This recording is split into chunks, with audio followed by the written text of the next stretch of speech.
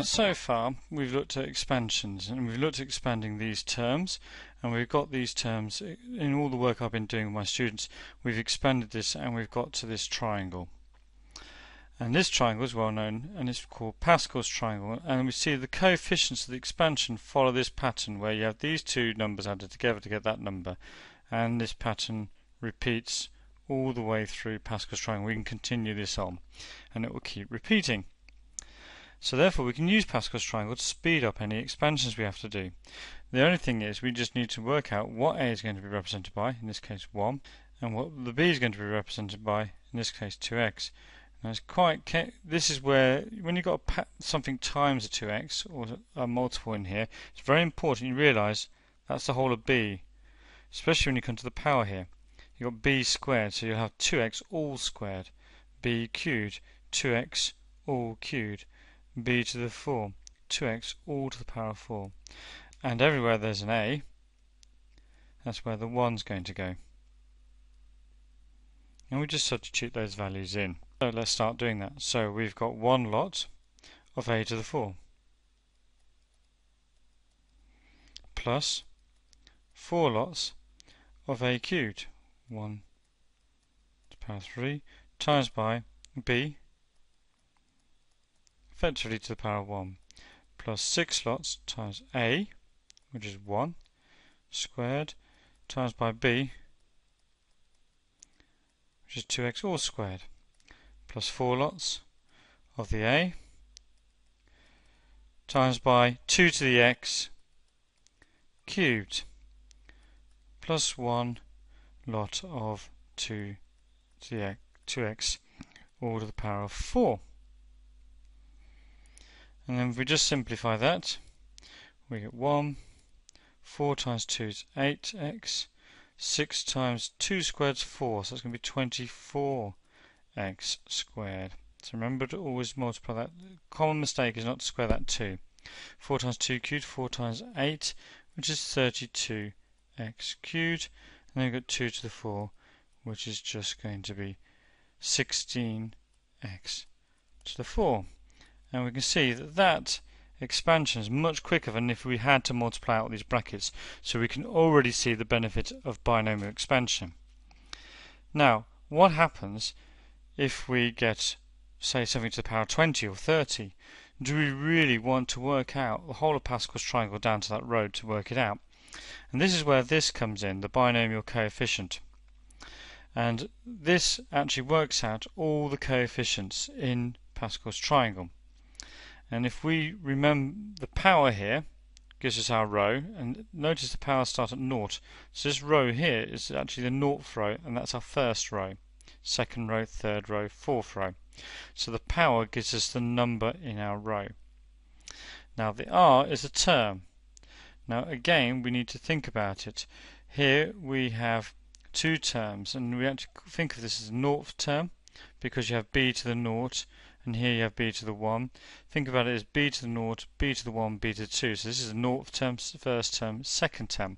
So r will start off 0, 1, 2.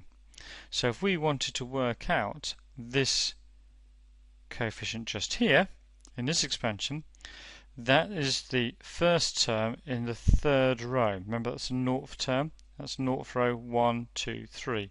So we would work out 3c1. Now you could do it the long way using this formula.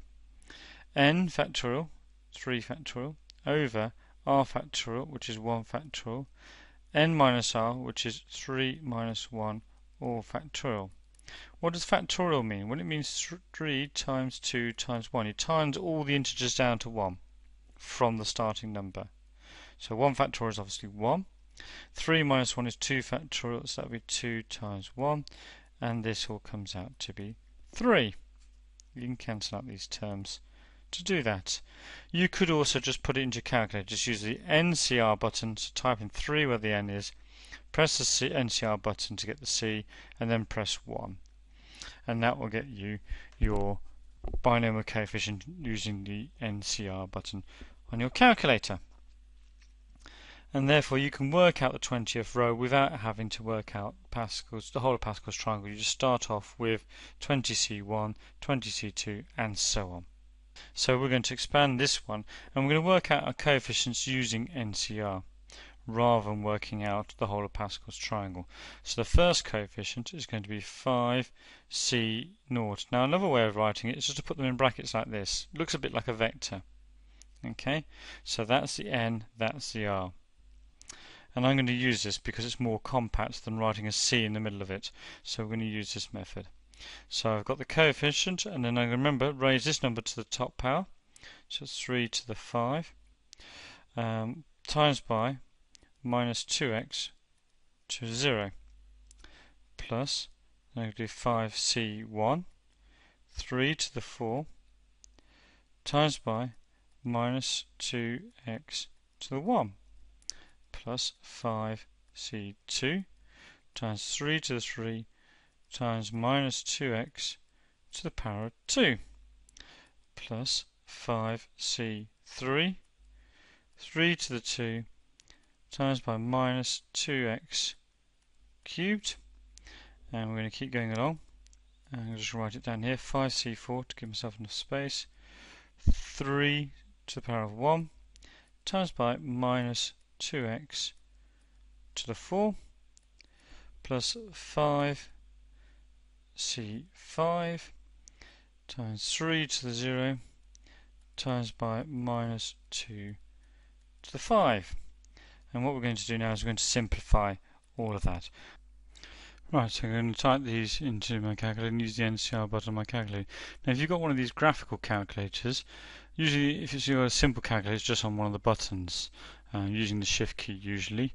But with this graphical calculator, we're going to it's going to be in the options section, and it will be under the probability section here, and there you go, you can see the NCR button there.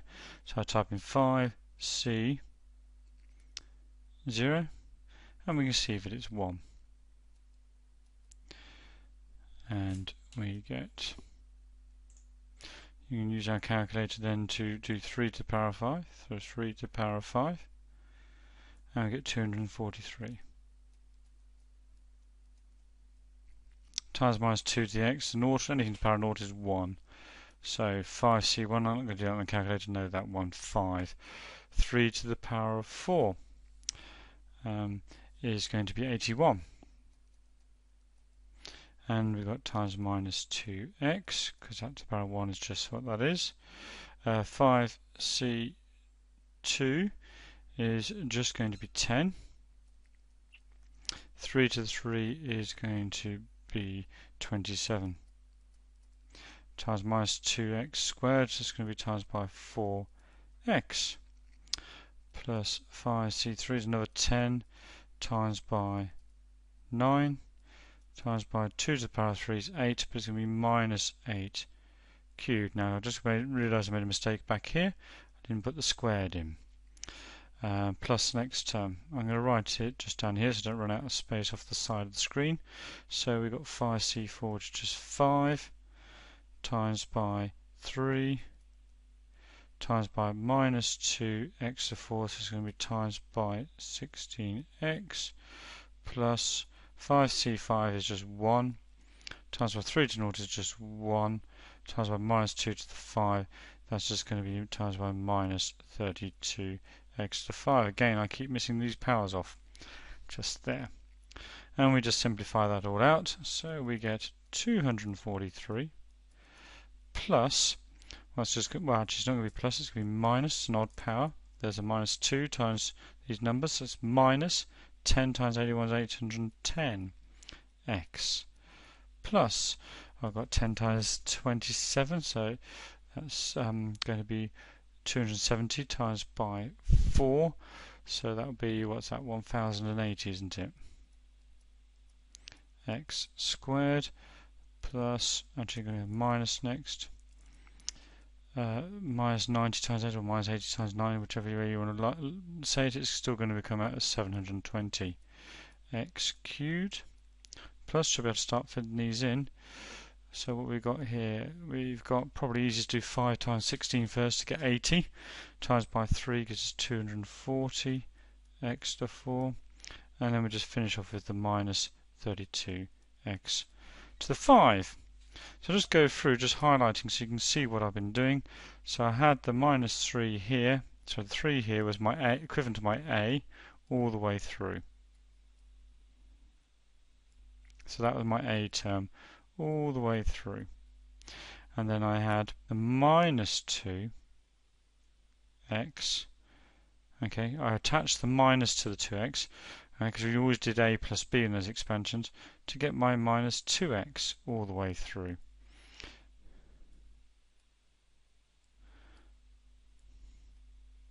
And remember what's happened? The power has increased for the B term all the way through by 1.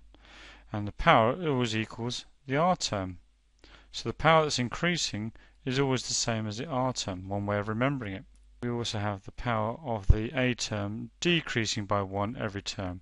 So what you should notice is the two powers should always add up to 5 no matter which term you're on in this expansion.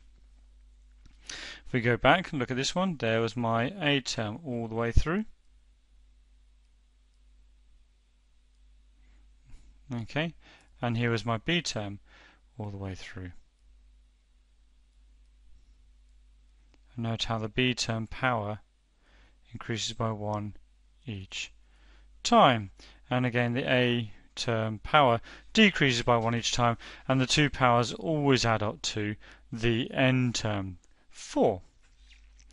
Okay, that should give you enough to be able to do basic expansion. We'll come on to some more complicated problems shortly.